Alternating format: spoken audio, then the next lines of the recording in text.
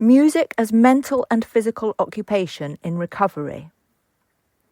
Why disciplined attention leaves little room for self-destruction. Music does not make people virtuous. It makes them busy in a particular way. Learning an instrument occupies the brain fully, not briefly, not passively, but over long arcs of time. It demands attention, physical coordination, memory, listening, and emotional regulation simultaneously.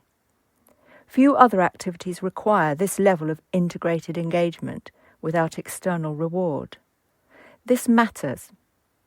When the mind is deeply occupied, certain impulses struggle to take hold, not because they are forbidden, but because there is simply no space left for them to dominate. The phenomenon is not moral, it is practical. A learner working through sound is practising delay, tolerance, and effort without framing it as self-improvement. Pride emerges not from comparison, but from evidence. A note that was once unreachable now exists.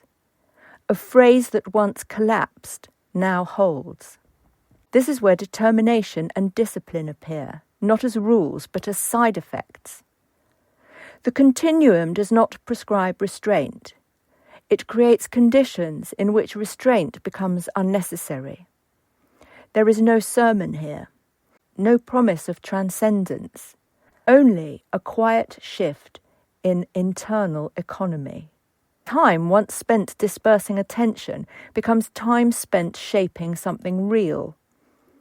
The ward is not virtue, but coherence, and coherence is stabilizing. This is why long-term instrumental learning has such a powerful regulatory effect. It gives the nervous system a repeatable experience of effort loading somewhere. Not immediately, not perfect, but reliably. Vices often flourish where time is empty or hostile. Music fills time without numbing it.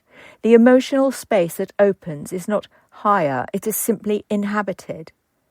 And that, for many learners, is enough. Music as recovery. Occupation, repair, and the quiet danger of creative removal. Recovery is often spoken about as if it were a destination. In practice, it is a process of reoccupation. Whether the cause is addiction, breakdown, trauma, neurological injury, or prolonged stress, recovery almost always involves the same underlying problem. The mind has lost safe, structured ways to inhabit time. Attention becomes either fragmented or compulsively fixed. The nervous system oscillates between hypervigilance and collapse. Learning an instrument addresses this not symbolically but mechanically. Instrumental practice occupies multiple systems at once: motor control, auditory processing, memory, prediction, emotional regulation. It does so repeatedly, voluntarily, and without immediate external reward. This combination is rare and it matters. Recovery does not require constant self-analysis.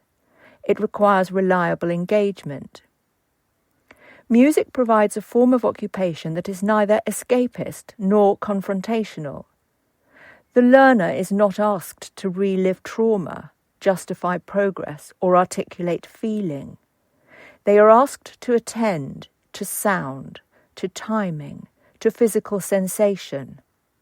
Over time, this sustained attention rebuilds tolerance for effort and continuity. This is not metaphorical repair, it is cognitive. Regular instrumental learning strengthens sequencing, working memory, error correction, and delayed gratification. These are precisely the capacities that fracture under addiction, PTSD, and cognitive overload. Music does not heal in a sentimental sense. It exercises people back into reliability. Importantly, this happens without moral framing. There is no requirement to become better, purer, calmer, or enlightened. The learner is simply busy in a way that produces evidence of agency. A note improves, a passage stabilises. The body remembers something it forgot it could do.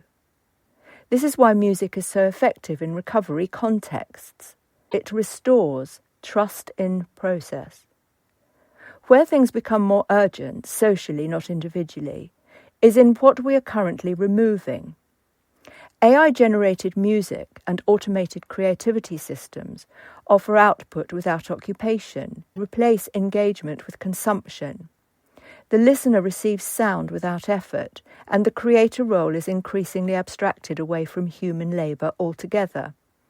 This creates a subtle but serious risk.